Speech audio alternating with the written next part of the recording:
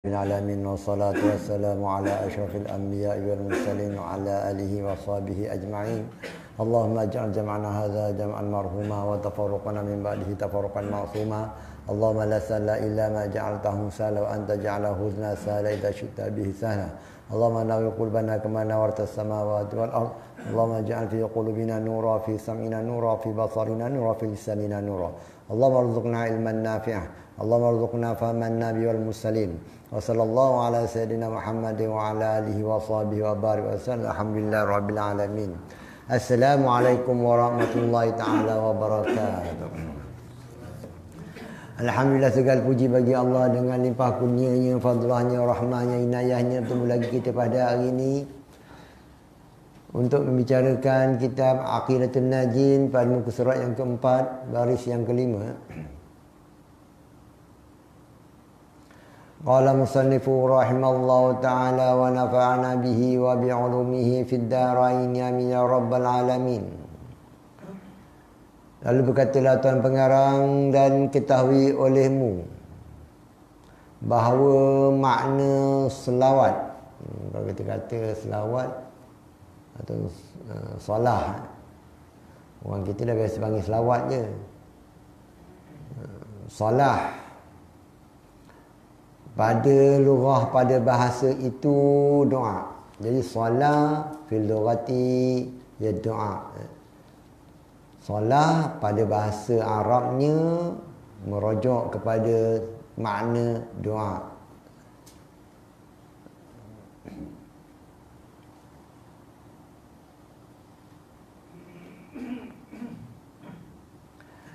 Dan kata setengah ulama, maknanya makna solah itu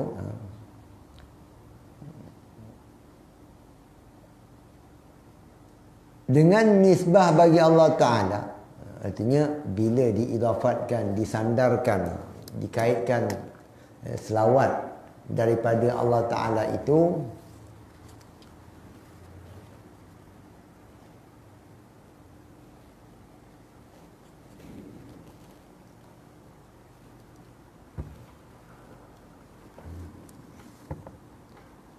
rahmat.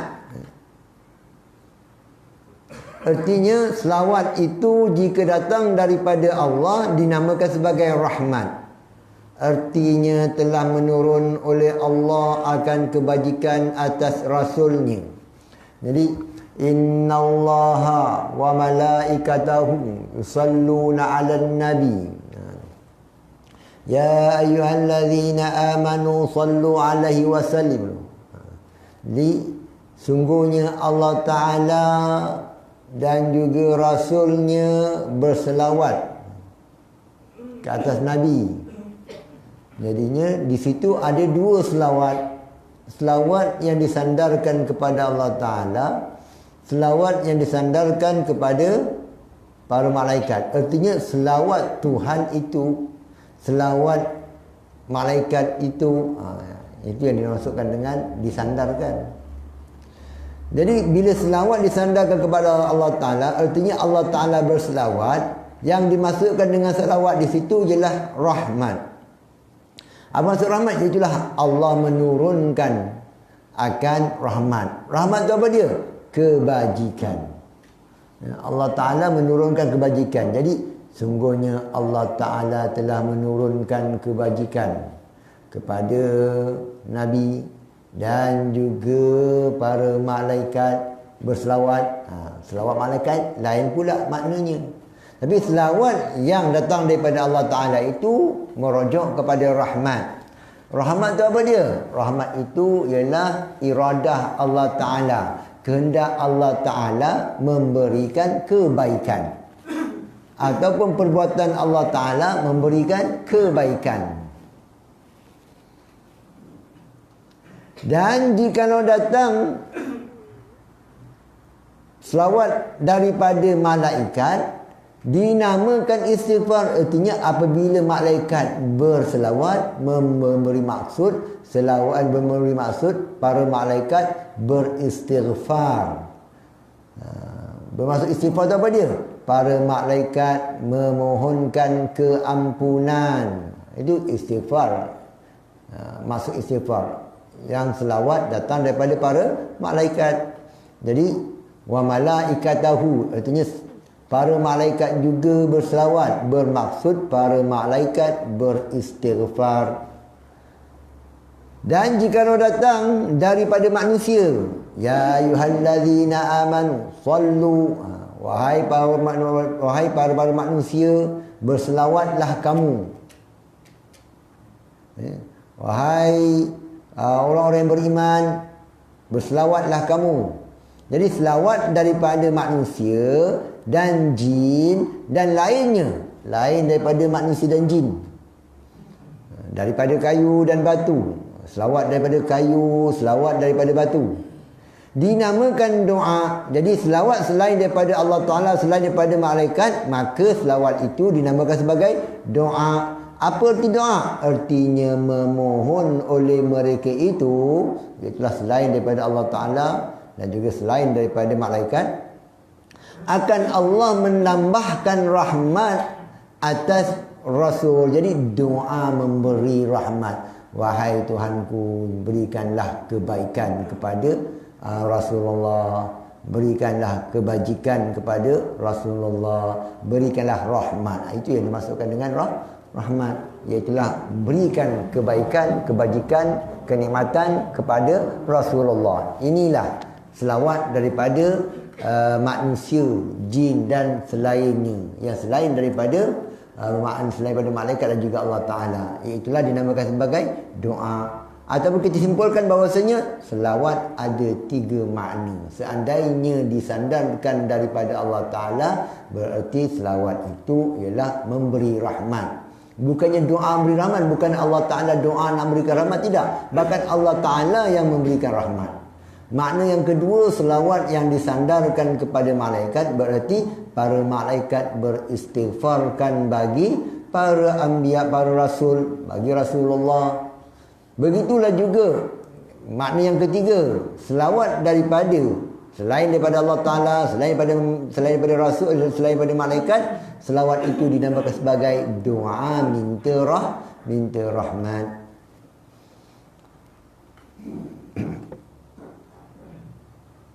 Faedah. Bermula qaul, pandangan, pendapat ulama. Ini pendapat ulama, jangan sebut qaul ni pendapat semua orang. Kena lagi zaman sekarang. Netizen, masyarakat, orang awam pun dah jadi ulama dah. Pantang ada satu isu, semua dia nak beri pandangan. Mereka memperjuangkan apa dia? Kebebasan bersuara. Kebebasan bersuara artinya agama bukan hak mutlak bagi golongan ilmuwan agama. Jadi, agama itu bukan hak mutlak bagi ilmuwan agama. Ya, memang betul pun. Agama itu bukannya hak mutlak, bukannya perkara yang khusus untuk ilmu agama, yang betul. Bahkan semua manusia itu ada tanggungjawabnya, ada peranan dia, ada perkaitan dia dengan agama. Cuma kena faham di sini, di mana kadarnya, di mana dia punya levelnya, di mana ruang lingkup dia tu kena faham. Kalau seorang pemain mekanik, kalau macam imam lah, imam sebagai spray kereta, memang kita boleh cerita, memang spray kereta bawa-bawa sekian-sekian. Tapi untuk mewujudkan molekul-molekul, membenakan cat-cat tadi itu bukannya bidang kita. Tapi nak kata bukan bidang kita semua, tidak juga. Tapi ada bahagian fardu ain bagi seorang sembuh kereta tadi. Begitu juga dengan bicara-bicara yang lain. Orang awam, dia ada dia punya kaitan dia, ruang lingkup dia dalam bahagian agama, iaitulah fardu ain. Bukan tak boleh cakap langsung, boleh cakap. Kalau tak boleh cakap langsung, macam mana nak menegur anak, bagaimana nak menegur jiran, bagaimana nak menegur sahabat-sahabat, macam mana nak menegakkan amar ma'ruf nahi mungkar. Kalau dia tidak ada langsung tanggungjawab, kalau tak ada langsung ruang lingkup dia punya perkaitan dia. Bahkan ada, cuma di mana tahapan dia. Berbeza dengan ilmuwan agama. Ilmuwan agama itu dah memang perbincangan dia, itulah dia punya makan akal dia tiap-tiap hari. Orang panggil sebagai makanan akal. Kalau makanan akal kita tiap-tiap hari apa dia? Kalau tukang orang tanam pokok durian, otak dia asyik fikir macam mana nak menyihatkan pokok durian. Orang berniaga, otak makan akal fikir tadi tiap-tiap hari mikirkan bagaimana untuk mencari keuntungan, bagaimana nak memperamaikan pembeli, customer semua. Begitu juga dengan masalah agama. Bila melibatkan yang besar, yang tinggi-tinggi, maka perkara tersebut, mereka yang level, yang aras fardu ain, tak bolehlah nak sentuh yang lebih tinggi lagi. Kerana dia tidak ada apa dia? Tidak ada kelayakan. Bila tidak ada kelayakan, dia nak bercakap juga, itu jadi masalahnya. Begitu juga dengan orang agama. Orang agama mungkin dia hebat dalam bagi agama, tapi dia tak boleh lebih-lebih. Masuk kedai spray kereta, dia pula macam tukang buat cat. Tak boleh lah macam tu. Bukan ruang lingkup dia. Nanti tukang spray kereta pun nanti kata, kau ni siapa? Begitulah keadaannya. Bicara agama itu diberikan kepada orang agama. Bukan bermakna tenapi orang awam, tidak. Bahkan ada kewajipan sekadar dia punya ruang lingkup dia yang tersendiri. Guru dengan cara guru. Ibu bapa dengan cara ibu bapa dengan anak. Suami ada dengan isterinya. Tak boleh ni yang mengumpat. Itu perbincangan dia. Tak boleh, haram mengumpat. Memang betul pun ruang lingkup dia. Itu sekadar dia tahu. Nanti dia tanya, bawakan dalil. Letih lah Tok Laki nak jawab. Tak boleh lah. Abang kena bawakan dalil daripada Quran. Mana dia? Mengumpat tu tak boleh. Ini tak boleh tu. Tanya Tok Laki dia. Letih Tok Laki. Tok Laki bagi penampar je lah. Banyak dengan kadar dia kata.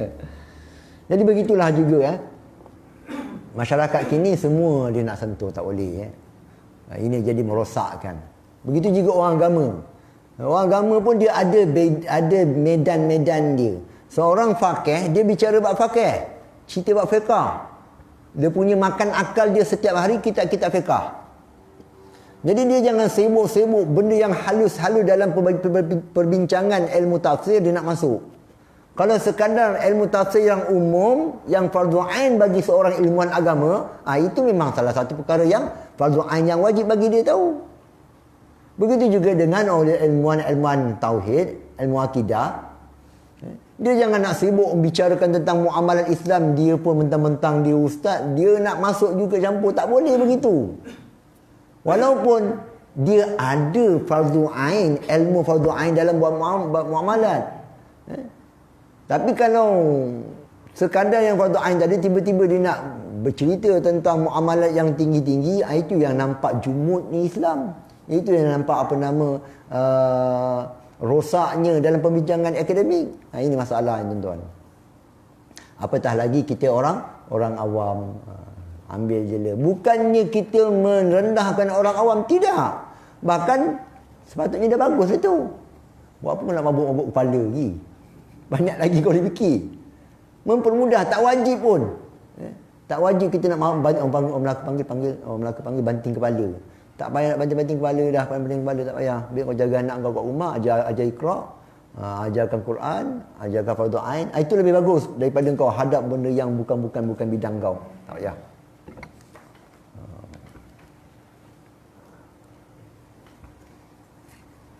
Lalu kata pengarang lagi.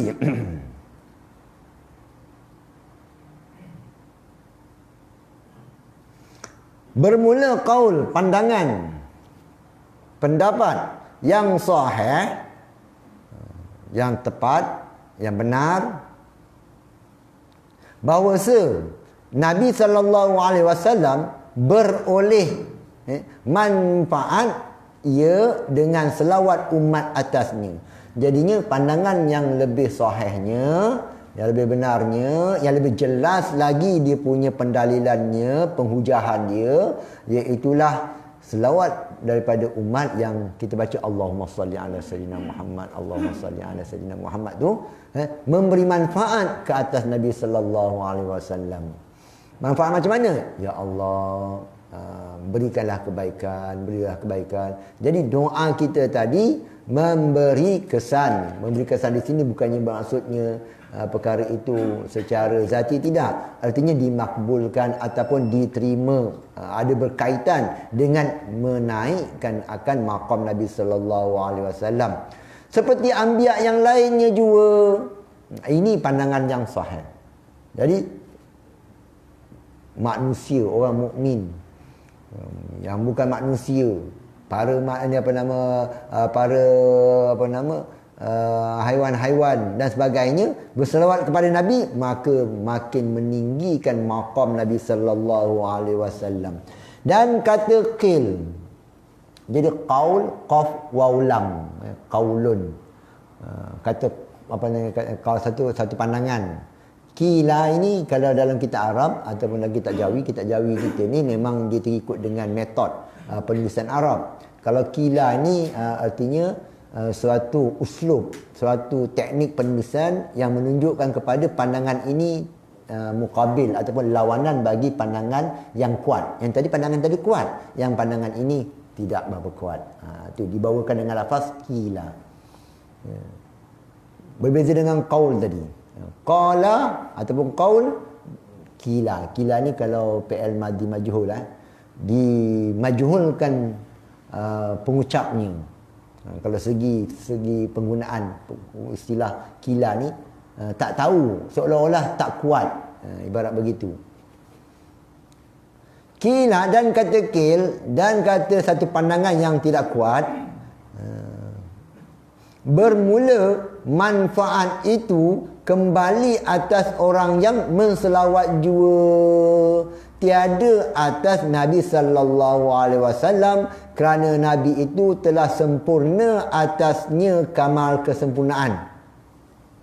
Jadi pandangan yang kedua ini mengatakan bahawasanya selawat itu tidak memberi apa-apa kesan kepada Nabi sallallahu alaihi wasallam, kerana Nabi dan juga Rasul itu sempurna, lalu tidak memberi apa-apa manfaat kepada para Rasul. Hanya saja manfaat itu kembali kepada manusia itu sendiri, orang yang berselawat itu sendiri. Ini pandangan yang kedua. Lalu kata pengarang, dan ditolak akan kata qil ini. Jadi pandangan ini ditolak. Apa alasannya? Dengan bahawasanya Nabi sallallahu alaihi wasallam sentiasa ternaik ia pada kamalat selama-lama. Jadi pandangan yang sahihnya, Nabi sallallahu alaihi wasallam itu kesempurnaan dia bukannya statik, bukannya ada nihayah di sini, tidak. Tidak ada apa dia? Dia ada limit dia, tidak. Bahkan sentiasalah Nabi sallallahu alaihi wasallam itu terangkar sentiasa sampai bila-bila. Kesempurnaan Nabi sallallahu alaihi wasallam. Ini jawapan yang diberikan oleh pandangan yang pertama tadi untuk menolak, mengkritik pandangan yang kedua. Dia kamal sempurna. Kalau kamalat, kesempurnaan, dia apa? Plural, jamak. Kesempurnaan.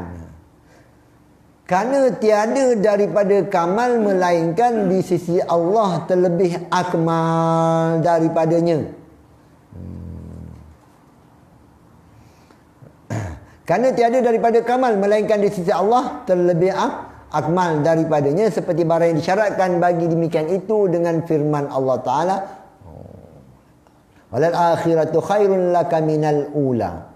Artinya, dan hari yang kemudian itu terlebih baik bagi engkau ya Muhammad daripada hari yang dahulu, yakni zaman yang kemudian itu terlebih baik bagi Nabi daripada zaman yang dahulu. Jadi kemuliaan Nabi sallallahu alaihi wasallam di dunia ini bukannya sama dengan kemuliaan Nabi sallallahu alaihi wasallam pada hari akhirat kelak. Bahkan kemuliaan Nabi sentiasa ternaik maqam mahmudah. Naik sampai hari akhirat juga lebih tinggi daripada maqam Nabi ketika di dunia ini, bahkan sentiasalah menaik meninggi. Tetapi sesungguh pun memberi manfaat selawat umat itu akan Nabi tiada sayugianya kita sorehkan dengan demikian itu, melainkan pada tempat belajar dan mengajar. Ini adab yang paling penting kita ketahui. Dia ada adab. Kita belajar ilmu ni ada adab. Perbualan seharian kita, lebih-lebih lagi kita orang Melayu ni, ada adab. Adab kita berbual sesama kita ini, ketika ada anak-anak, dia ada adab dia. Kita tak boleh cakap sembarangan, tak boleh bergurau sembarangan. Adab suami isteri tengah bercakap, anak-anak tengah ada, adabnya ada khusus yang tak boleh dilanggar. Anak-anak ketika dia berbual dengan kawan-kawan dia, ketika ada ibu bapanya, adab dia kena jaga. Ini adab orang Melayu kita memang ada. Bukannya sembrono yang begitu, tidak. Begitulah juga dalam masalah agama ini, kita ada adab. Lebih-lebih lagi apa dia? Apabila ungkapan-ungkapan kita tadi, itu dimasukkan dengan adabnya. Ungkapan-ungkapan kita tadi boleh menimbulkan syubhah, boleh menimbulkan kesamaran, kekeliruan, ataupun juga boleh mendatangkan musibah, ataupun boleh mendatangkan salah faham. Ini yang perlu kita ketahui. Oleh kerana itu, tak boleh cakap sembarangan, kecuali pada tempat-tempat yang tertentu sahaja. Allah Ta'ala menciptakan beruk. Allah Ta'ala menciptakan apa dia? Khinzir. Allah Ta'ala menciptakan penzina. Allah Ta'ala menciptakan perbuatan zina. Allah Ta'ala menciptakan tiap-tiap sesuatu. Nampak? Namun ungkapan-ungkapan begini, yang hakikinya begitulah keadaannya. Namun apabila kita ucapkan perkara tersebut tanpa ada satu disiplin, tanpa ada suatu ruang lingkup yang tertentu, maka bertebaranlah telinga-telinga yang mendengar, yang pelbagai lapisan. Ada yang sengal, ada yang cerdik, ada yang baik hati, ada yang buruk hati. Apabila dengarnya mereka-mereka yang tak berapa cerdik ni, yang jenis luru bendul ni, ini jenis masalah ni. Dia balik kan, dicuri barang, Tuhan yang jadikan. Ni luru bendul. Ada yang mereka yang bersangka ataupun yang jahat, yang dengki dengan agama Islam, maka mereka menjajakan ayat-ayat ini kepada orang-orang yang lain, menjaja, memperhina ataupun memporak-perandakan akan agama kita. Oleh kerana itu, tak boleh cakap sembarangan. Walaupun yang menjadikan khinzir tadi juga adalah Allah. Ulama mengatakan haram kita menyebut sebarangan di luar, kecuali pada makam ketika belajar dan juga mengajar, ataupun kita kata dalam situasi pembelajaran, tak ada masalah, open. Begitulah juga dalam masalah ini. Begitu juga dalam masalah ini, apabila kita membicarakan tentang apa dia? Tentang kenabian. Bicara tentang kenabian juga, bila kita adab kepada Nabi, maka ucapan-ucapan kita tadi perlu ada disiplinnya. Jangan sampai ucapan kita tadi menjadi musibah, ataupun diambil manfaat, ataupun diambil kesempatan oleh pihak-pihak yang tertentu, ataupun boleh timbul kekeliruan, ataupun boleh timbul apa dia? Boleh menyebabkan orang yang mendengar itu boleh menurunkan perasaan, boleh menurunkan kecintaan tadi daripada Rasulullah sallallahu alaihi wasallam. Apabila dia dengar berita-berita begitu, dia mula turunnya kehebatan Nabi itu, dia mula rasa turunnya kekaguman kepada Nabi itu semakin turun. Apabila dibicarakan ungkapan-ungkapan kita tersebut, kita berak, ungkapan tadi tak elok. Nampak? Nabi dia mula semua yang ada pada dia tadi yang sebagai kemanusiaan, lalu dia cerita kat luar, kat kedai kopi, kat semua cerita. Nabi pun macam tu. Nabi pun manusia juga, pam cerita. Satu sebiji apa yang berlaku pada diri dia tadi, dia kaitkan dengan Nabi. Jadi yang mendengarnya tadi mula turun apa dia? Mula turun ke kehormatan ataupun rasa, bukan gerung, kita nama sebagai apa? Hebah. rasa sebagai apa nama, kegaguman kepada Nabi tadi akan melibatkan jatuh.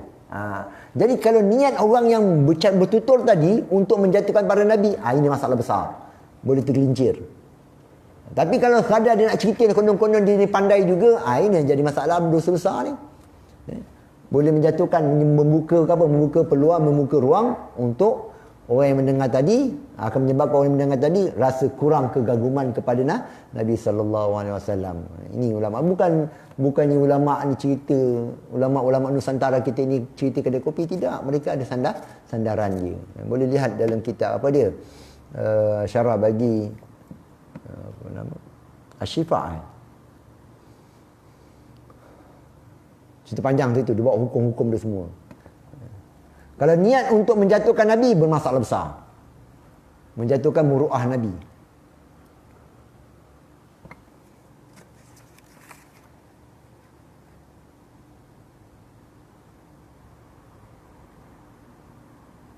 Lalu kata pengarang di sini, sungguh pun memberi manfaat selawat umat itu akan Nabi, tiada sayuginya. Kita sarehkan dengan demikian itu, melainkan pada tempat belajar dan juga mengajar. Jadi ada adab-adabnya.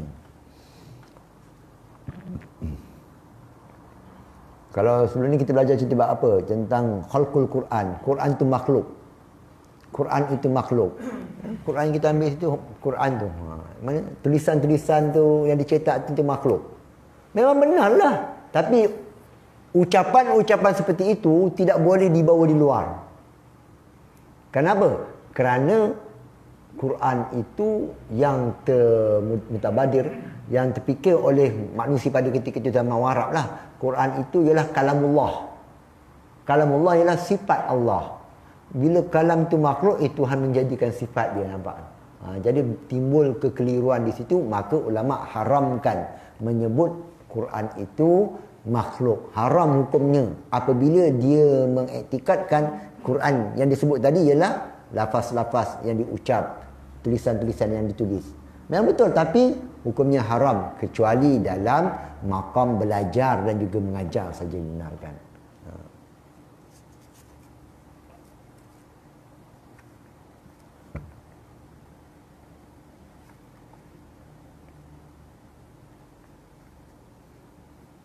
Lalu kata pengarang, dan ada pun salam. Jadi assalatu wassalam.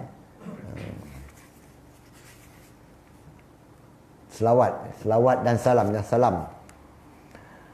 Dan ada pun salam itu, maka makna salam itu ialah aman, sejahtera. Bermula muradnya, kehendaknya, maksudnya, yang dimaksudkan pada lafaz salam itu aman Nabi sallallahu alaihi wasallam daripada barang yang ketakutan ia atas umatnya. Kerana bahawasa Nabi sallallahu alaihi wasallam itu maksum. Maka betapa takut ia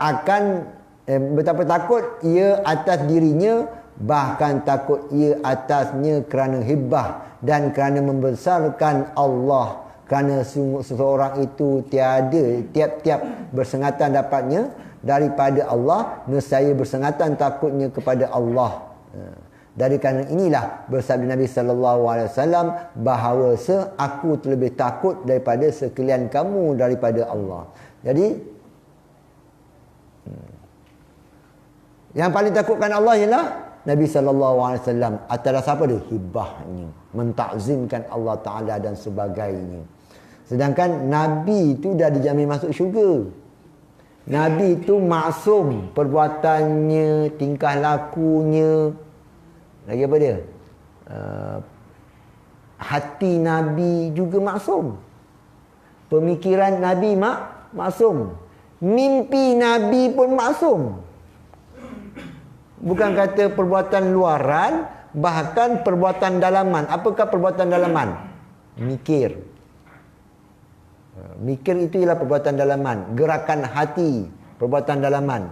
Jadi perbuatan-perbuatan sama ada luaran ataupun dalaman yang berlaku kepada anbiya akhirnya adalah maksum. Maksum macam mana? dipelihara oleh Allah Subhanahu Wa Taala. Dipelihara macam mana? Kalau nak terguncil saja akan ditikung. Jadi para nabi-nabi ni dia manusia tapi bukan manusia. Dia manusia tapi bukan manusia. Sampai peringkat macam mana? Mimpi para nabi tadi tak ada maksiat. Ibarat begitu kalau di luar. Sebab apa? Mimpi nabi itu semuanya adalah benar. Mimpi nabi itu ialah wahyu. Bukan macam kita. Mimpi kita ni seumur hidup tak berapa kali yang betulnya. Yang lain akan bukan semua masuk. Jadi tim menang masuk dalam mimpi. Jadi tim kalah masuk dalam mimpi. Macam-macam masuk dalam mimpi. Bahkan ketika kita apa ni? Sekarang tengah jaga ni, dia bermain peranan yang penting dengan tubuh badan kita. Apabila kita dalam keadaan emosi terkawal, ingat Tuhan lagi. Bila dah lemah apa semua, dah mula ngarut dah. Dah tak tentu arah. Semayang pun dah tak apa nak lara apa semua. Berbeza dengan Nabi. Luaran Nabi yang lemah tidak membawakan kepada apa dia? Kepada lemahnya dalaman. Itu kita faham. Kita bila lapau sikit, otak kita dah mula miring dah.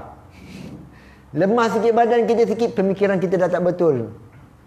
Ketetapan kita dah tak betul lah. Tapi Nabi SAW dan juga anbiya, luarannya tadi tidak memberi kesan kepada dalaman. Yang dalamannya tadi tetap ia kepada Allah Subhanahu Wa Taala. Ini beza antara Nabi dan juga manusia biasa.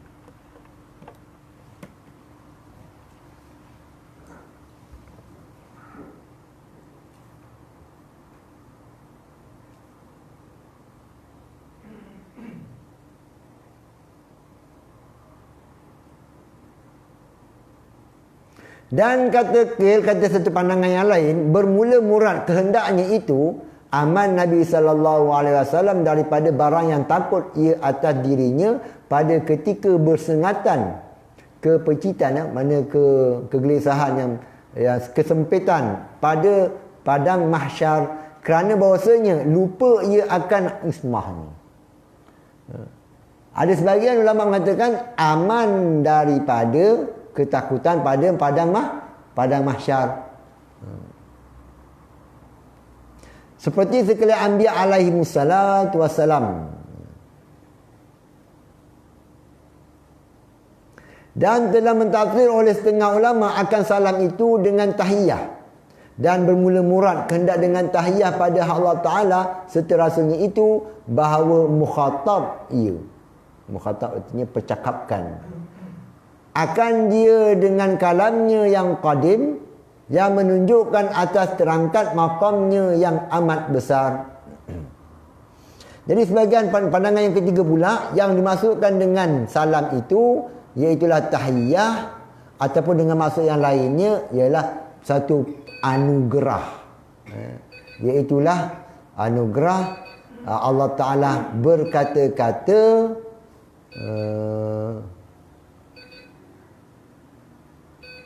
Allah Ta'ala berkata-kata yang menunjukkan ataupun memperakuikan akan makamnya terangkat. Itulah makam yang besar, makam yang lebih tinggi lagi.